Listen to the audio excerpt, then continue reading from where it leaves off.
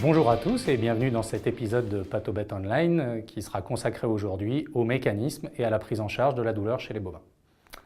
Alors aujourd'hui, le plan de cette présentation va s'intéresser à 4 différents aspects. Un premier qui sera dédié à l'explication très synthétique des mécanismes et des conséquences de l'installation de la douleur chez les animaux en général et ici chez les bovins en particulier. Dans un deuxième temps, nous nous intéresserons aux signes de douleur qui permettront de détecter la douleur sur le terrain chez les bovins. Dans un troisième temps, nous aborderons les grands principes généraux de la prise en charge de la douleur chez les bovins, encore une fois. Et puis dans une dernière partie, nous aborderons quelques aspects liés notamment à la rentabilité de ce traitement, puisqu'on sait qu'aujourd'hui, c'est une des limites de son application sur le terrain. Alors si nous commençons par les mécanismes et les conséquences de l'installation d'une douleur, et notamment d'une douleur chronique chez les bovins, comment est-ce que cela marche ?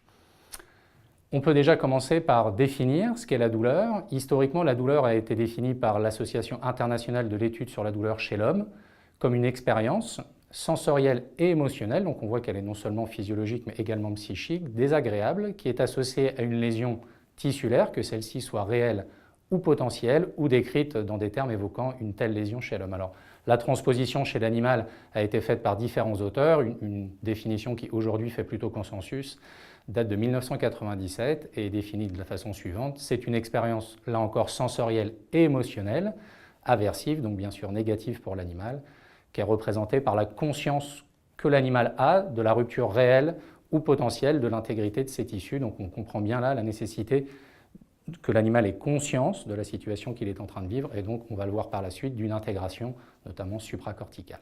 Dans tous les cas, il me semble que la douleur devrait bénéficier à l'animal. Si l'on doute que l'animal ressente de la douleur ou pas, le doute devrait bénéficier à l'animal. Alors en termes de physiopathologie, comment est-ce que les choses marchent ? Il faut regarder les différents étages qui vont être concernés par les mécanismes de la douleur, au premier rang desquels les nocicepteurs, qui sont donc des récepteurs disposés sur l'ensemble de l'organisme, en périphérie mais également en profondeur, les nerfs périphériques, la moelle épinière et puis le trajet qui ira jusqu'au système nerveux central et notamment le cortex. À la faveur de différents stimuli, notamment certains dommages tissulaires lors d'une chirurgie, par exemple lorsqu'on incise un abdomen, lors de pathologies, lorsqu'il y a une inflammation au niveau du pied ou des poumons, par exemple, différents stimuli, qu'ils soient mécaniques, physiques, chimiques, vont venir, notamment via la soupe inflammatoire, composée par tout un tas de composants, entraîner une transduction au niveau de ces nocicepteurs, qui ensuite, via les nerfs périphériques, seront transmis à la moelle épinière, où à cet étage, on va avoir un phénomène de modulation et ensuite au niveau du système nerveux central et notamment du cortex, une intégration et du coup la perception par l'animal de cette douleur qui pourra entraîner notamment des réponses comportementales. Différents mécanismes vont pouvoir, suite à cette sensation de douleur, se mettre en place. Le premier qu'on appelle de l'hyperalgésie, c'est-à-dire que l'animal réagira de façon beaucoup plus intense à un même stimulus douloureux. L'image, on va dire, qui peut vous parler et qui est assez simple à comprendre est celle d'un coup de soleil sur la cuisse. Si vous vous tapez la cuisse, normalement c'est douloureux mais ça doit passer très vite. Si par contre vous vous tapez la cuisse alors que vous avez eu un coup de soleil, ce sera beaucoup plus douloureux que ça ne l'est normalement. C'est ce qui correspond à l'hyperalgésie. Par contre, si vous ne prenez pas en charge correctement cette brûlure, celle-ci sera à l'origine d'une installation de ce qu'on appelle une douleur chronique qui aboutira in fine à de l'allodynie. L'allodynie, c'est le fait qu'un stimulus qui normalement n'est pas douloureux le devienne. Si on reprend l'exemple de notre coup de soleil sur la cuisse, le simple fait d'enfiler un pantalon, qui normalement n'est pas douloureux, le deviendra. C'est ce qu'on appelle de l'allodynie. Il faut donc, pour cette raison, éviter l'installation d'une douleur chronique chez les bovins, d'autant plus que si cette douleur chronique se met en place, on aura à faire face à des phénomènes qu'on appelle de sensibilisation périphérique et de sensibilisation centrale,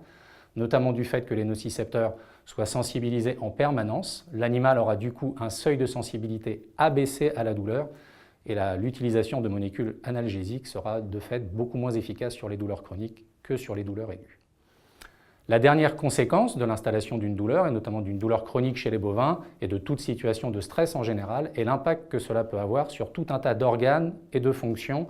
au niveau de l'animal, que ce soit au niveau cardio-respiratoire, au niveau digestif, au niveau de l'immunité. On a aujourd'hui des travaux qui démontrent très nettement l'impact négatif que l'installation d'une douleur, qu'elle soit aiguë ou chronique, peut avoir sur l'installation d'une immunité, sur le retard à la cicatrisation bien évidemment, et puis sur des troubles que vous connaissez bien, qu'ils soient gastriques ou urinaires. Dans ce cadre-là, on comprend bien que notamment les anti-inflammatoires non stéroïdiens, les molécules anti-inflammatoires en général, mais les AINS en particulier, représentent vraiment un rôle pivot et central dans la prise en charge de cette douleur dans les bovins, dans la mesure où l'inflammation joue vraiment un rôle clé. Maintenant qu'on a dressé, je dirais, les grands mécanismes et les conséquences de cette douleur chez les bovins, voyons comment en pratique il est possible de la détecter. Alors différents critères théoriquement existent bien sûr pour détecter la douleur chez les bovins, en premier rang desquels les lésions. Si on peut évaluer ou détecter à l'échelle macroscopique des lésions, que ce soit des blessures ou au niveau plus fin, notamment histologique, la présence par exemple de névromes, de lésions au niveau des nerfs, il est évident que ça serait synonyme de douleur. L'inconvénient, c'est que ces critères-là ne sont absolument pas utilisables au chevet de l'animal. Un deuxième type de critères sont d'enregistrer des critères physiologiques. On a vu précédemment qu'en réponse aux situations de stress ou de douleur, l'animal pouvait avoir ou subir certaines conséquences physiologiques, par exemple une augmentation de la fréquence cardiaque, des variations de la température, perceptibles par exemple au niveau du globe oculaire. On peut également mesurer des hormones dans le sang, notamment le cortisol, l'hormone du stress. Donc, comme je vous le disais, mesurer des différences de fréquence cardiaque ou respiratoire. L'inconvénient, là encore, c'est que certains de ces éléments sont accessibles lors de l'examen clinique de l'animal, la fréquence cardiaque ou respiratoire par exemple. D'autres le sont beaucoup plus difficilement. On voit dans ce cadre l'intérêt potentiel, poindre l'intérêt potentiel qui pourrait être fourni par l'utilisation de ce qu'on appelle d'outils de monitoring, comme par exemple les pédomètres, les accéléromètres, qui pourraient permettre de détecter des modifications de l'activité des bovins, ou même aujourd'hui des bolus qui peuvent être administrés sur les bovins, ou différentes boucles permettant de mesurer la température ou la fréquence cardiaque. Aujourd'hui, elles ne sont pas encore totalement mises en place sur le terrain, mais on peut imaginer que dans les années à venir, ces critères qui aujourd'hui sont difficilement accessibles le deviendront plus facilement. Un troisième grand type de critères qui sont parfois utilisés ou rapportés dans la littérature pour détecter la douleur chez les bovins sont des critères zootechniques en termes de performance. Au premier rang desquels, bien sûr, chez la vache laitière, la production de lait. L'ensemble des auteurs et des éleveurs s'accordent à considérer que ce critère est trop tardif puisque c'est bien la conclusion d'un phénomène mal contrôlé. Par contre, sur la courbe que vous voyez ici, qui décrit l'évolution de l'ingestion d'une vache par rapport à T0, T0 correspondant à la détection de la maladie par l'éleveur, on se rend compte que la courbe d'ingestion commence à diminuer dès 5 jours, avant l'apparition en tout cas la détection de la maladie, et que l'ingestion met parfois plus de 60 jours à revenir à son état initial, en tout cas en comparaison à un animal non malade. On comprend dès lors que la possibilité de mesurer en continu l'ingestion ou le comportement alimentaire des bovins, encore une fois comme cela sera permis probablement dans les années à venir avec les outils de monitoring, pourra permettre éventuellement de détecter précocement des troubles potentiellement douloureux. Mais aujourd'hui, ces outils ne sont pas forcément disponibles dans tous les élevages. Il nous reste donc le quatrième type de critère qui aujourd'hui doit être privilégié pour détecter la douleur chez les bovins, ce sont les troubles du comportement, que ce comportement résulte d'un arc réflexe pour que l'animal se soustraye à la douleur, perçue ou crainte, des postures antalgiques comme par exemple l'endovoussée, des vocalisations, le fait que l'animal soit isolé, qu'il perde de l'appétit ou éventuellement qu'il présente un comportement agressif, notamment vis-à-vis de ses congénères. Concernant la détection et notamment les troubles du comportement, on peut se fier à une étude qui avait été menée en 2008 dans notre unité de recherche sur la perception et les attitudes des éleveurs vis-à-vis de la douleur chez les bovins. Un premier pan de l'enquête s'intéressait à décrire, selon les éleveurs, les signes qui pouvaient être pour eux évocateurs de douleur chez les bovins. Sans surprise, la majorité des signes rapportés par les éleveurs étaient des modifications du comportement en général et plus spécifiquement des modifications de leur apparence et notamment du faciès, avec des oreilles portées vers l'arrière ou très basses, des traits tirés, une encolure tendue, des modifications de la posture et de la mobilité, des piétinements, éventuellement des vocalisations. Et puis la baisse de production était, comme je vous le disais précédemment, considérée comme trop tardive par les éleveurs. De façon intéressante, plus de 10% des éleveurs rapportaient également la fièvre comme un signe évocateur de douleur. En tout cas, ce qui est certain, c'est que c'est bien par l'observation des animaux et de modifications comportementales que l'on va pouvoir détecter cela. Et pour ça, l'éleveur est vraiment la première sentinelle dans la mesure où, lorsqu'on est appelé pour réaliser une visite, l'animal pourra, notamment parce qu'il est contraint, parce qu'il est contenu, inhiber tout un tas de comportements. Et donc, c'est bien l'éleveur la première sentinelle pour détecter toute modification comportementale évocatrice de douleur. Un autre résultat intéressant de cette enquête-là était que la majorité des éleveurs confirmaient la présence de douleur chez les bovins. Même si on considère ces animaux peu expressifs, les éleveurs confirmaient bien que pour eux, les bovins ressentent de la douleur, sans qu'il n'y ait de différence entre les éleveurs laitiers et allaitants. En termes de pratique, j'allais dire d'impact vraiment sur le terrain, comment peut-on faire pour finalement décider la mise en place ou non d'un traitement analgésique? Là, je me proposais de vous présenter très rapidement les résultats d'une enquête que nous avons menée qui visait à comparer les signes comportementaux par des animaux ayant subi ou non une césarienne, pour lequel on savait donc qu'une certaine douleur post-opératoire était éventuellement attendue, en tout cas à percevoir, Différents critères ont été regardés qui permettaient de discriminer les vaches douloureuses des vaches non douloureuses. Et ce que l'on a retenu, c'est que s'il y avait au moins un ou deux paramètres présents, selon qu'on privilégiait la volonté de détecter tous les animaux douloureux, donc un objectif de sensibilité, ou qu'au contraire on voulait privilégier, je dirais, un usage le plus maîtrisé des intrants, qu'ils soient AINS ou antibiotiques. Donc là, c'était plutôt la présence de 2 critères, parmi 5, un score de locomotion modifié, une fréquence cardiaque augmentée, un port de tête bas, des postérieurs placés sous l'abdomen, et puis un dos voussé au contraire d'un dos plat. Donc si au moins un ou deux de ces critères étaient présents, on considérait que l'animal était douloureux et du coup devait bénéficier d'un traitement analgésique. Comme vous le voyez sur cette image également, certaines grilles sont en cours d'élaboration, prenant en compte notamment le faciès et la tête des bovins.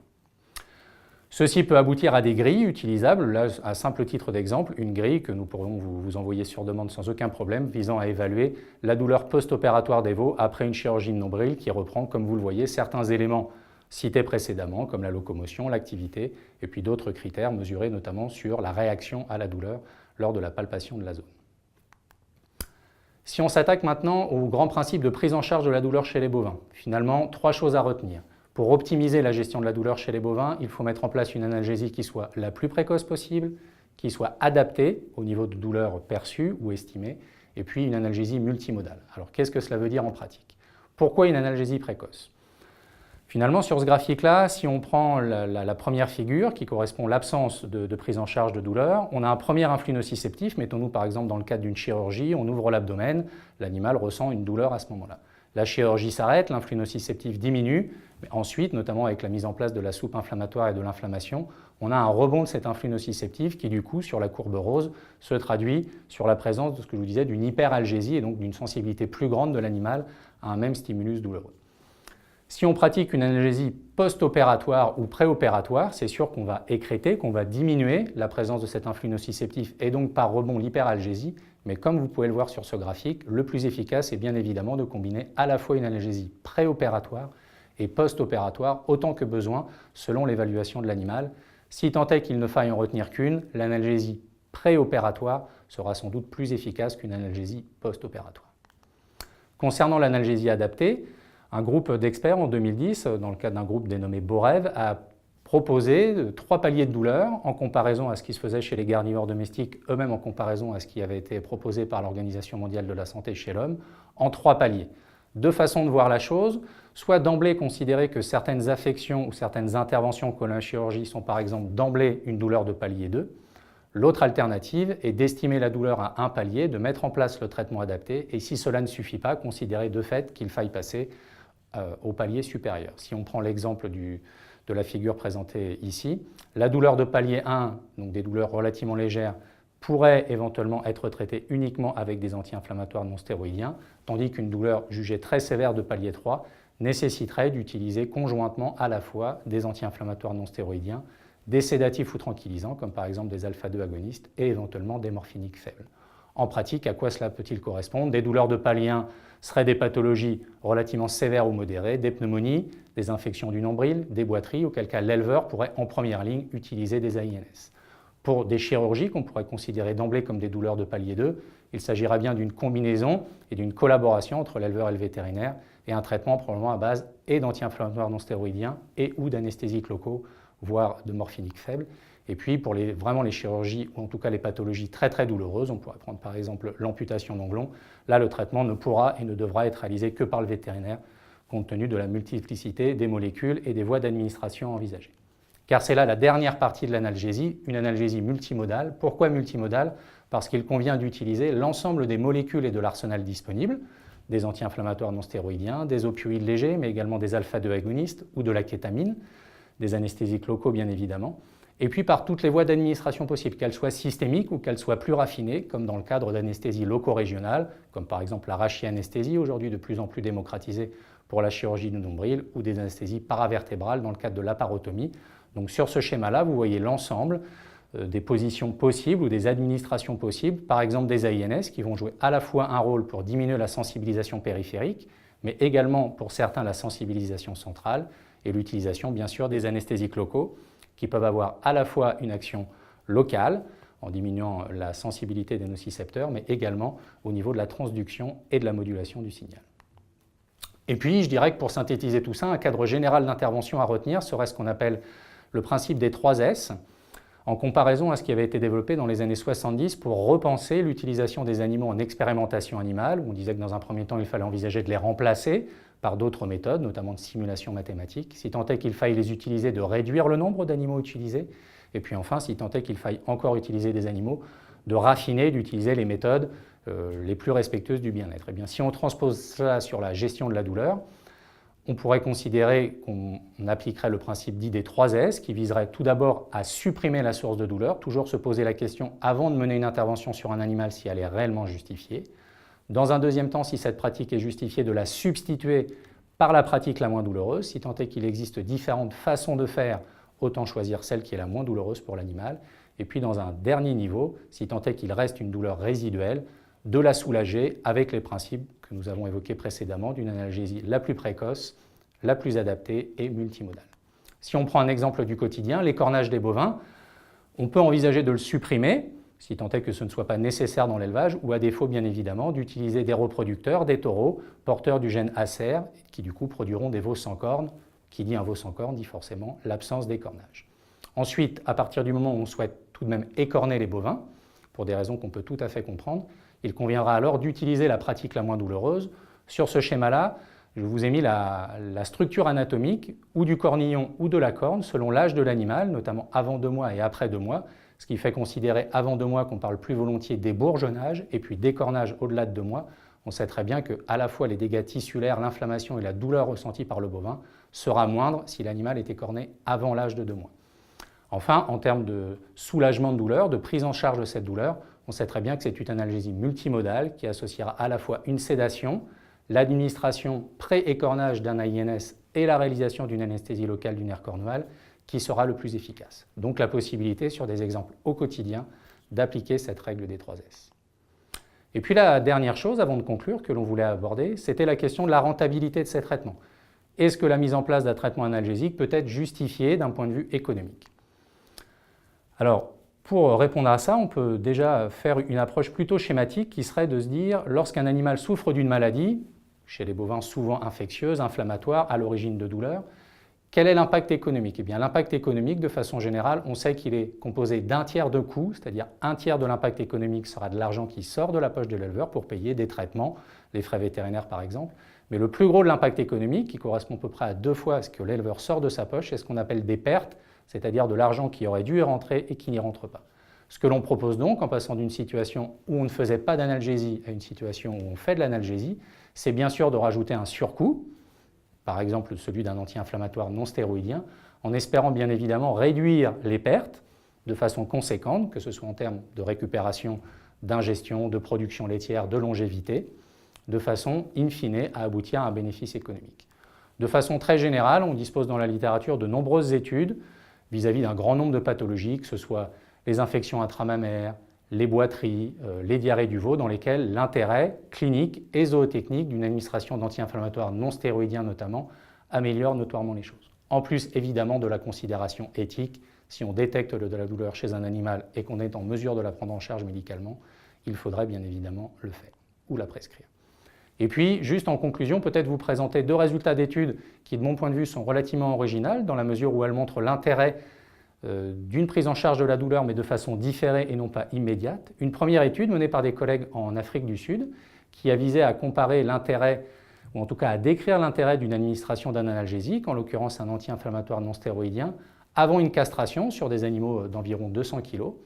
De façon non surprenante, les animaux ayant bénéficié d'une analgésie, en plus de la simple anesthésie du cordon, ont présenté un meilleur gain moyen quotidien. Donc on avait une réduction du GMQ sur les animaux castrés qui n'avaient pas reçu d'anti-inflammatoire non stéroïdien de façon non surprenante. Un comportement également meilleur chez les animaux ayant reçu un AINS, avec notamment moins de chutes. Mais de façon plus intéressante, si on regarde l'histogramme, cet histogramme décrit la proportion de bovins qui ont développé durant la phase d'engraissement des troubles respiratoires, et les auteurs ont trouvé une différence statistiquement significative d'incidence de troubles respiratoires qui est plus faible chez les animaux qui avaient bénéficié d'une analgésie au moment de la castration, sachant que les conditions d'élevage et donc les facteurs de risque étaient similaires pour les 2 groupes de bovins, ce qui démontre bien l'intérêt d'une prise en charge de la douleur sur l'immunité à court et à long terme. Une deuxième étude relativement originale est celle qui avait été menée en 2014 en partenariat avec le GTV Bourgogne sur l'intérêt d'une analgésie préopératoire lors de césarienne chez la vache, sous l'hypothèse que si une vache était mieux gérée en termes de douleur autour de la césarienne, la première tétée du veau pourrait être ou plus précoce ou plus longue et in fine aboutir à un taux d'immunoglobuline dans le sang plus important. Ce que vous voyez sur ce graphique-là est la répartition de la médiane et de la moyenne du taux d'immunoglobuline de type G dans le sang sur des veaux à 48 heures d'âge, en sachant que nous avions bien vérifié d'abord que les colostrums étaient de qualité équivalente, de même que le délai entre la naissance et la première buvée qui était similaire entre les deux groupes. Ainsi, toute différence observée serait due probablement à une durée de tétée plus longue, permise probablement par une meilleure analgésie chez la vache, ayant reçu un AINS. En l'occurrence, c'est ce que nous avons observé,